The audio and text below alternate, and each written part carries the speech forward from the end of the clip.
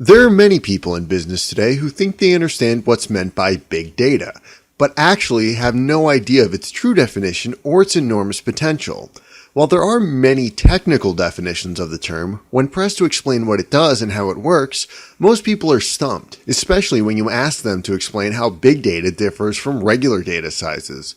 This ambiguity makes it challenging to talk about big data in broader terms and big data project parameters in specific terms. Big data doesn't mean just a larger amount of the same type of data you're used to working with, such as terabytes rather than gigabytes. Although the data sets themselves are actually much bigger instead, big data is defined technically as a collection of data sets, both structured and unstructured data, data that is onboarded from physical sources to online sets, both transactional and non-transactional, both in-house data and data from third parties. Big data is stored in many different forms, not all of which can be easily reconciled. Generally, big data can be thought of as a big, messy clump of data that can be difficult, though not impossible, to fit neatly into your existing computing systems. So what makes big data, well, big? There's not a universally accepted definition as to the maximum size of big data packages. Rather, people who work with big data prefer a definition that is related more to the data's characteristics and its size relative to the current computing capabilities. Most textbook definitions of big data contain the description containing volume, velocity, and variety, while others add a fourth feed to this definition, veracity, to incorporate the quality of the data as well. Essentially, big data is a data set of any size that requires new tools in order to compute. As a result, as future computing abilities improve, data sets considered big today may be considered average size or even small in just a few years or even months. That's one of the reasons the term big data can be so confusing to some people. It's highly likely that the term eventually will be replaced with something that more accurately describes the concept. That's because what makes big data actually useful to companies are the big connections it enables. Connections between people, places, and things that in the past were practically impossible to mine from data sets in any understandable manner. Still, you will often find people who try to put a number on what defines big data.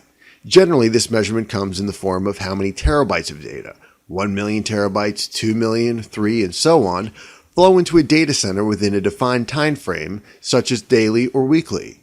For example, big data is sometimes defined as 2,621,440 terabytes of data per day.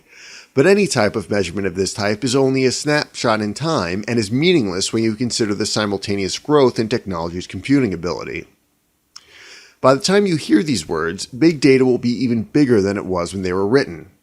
There are data sets on the horizon that are so large that there's no way to even measure them in today's measurement terms.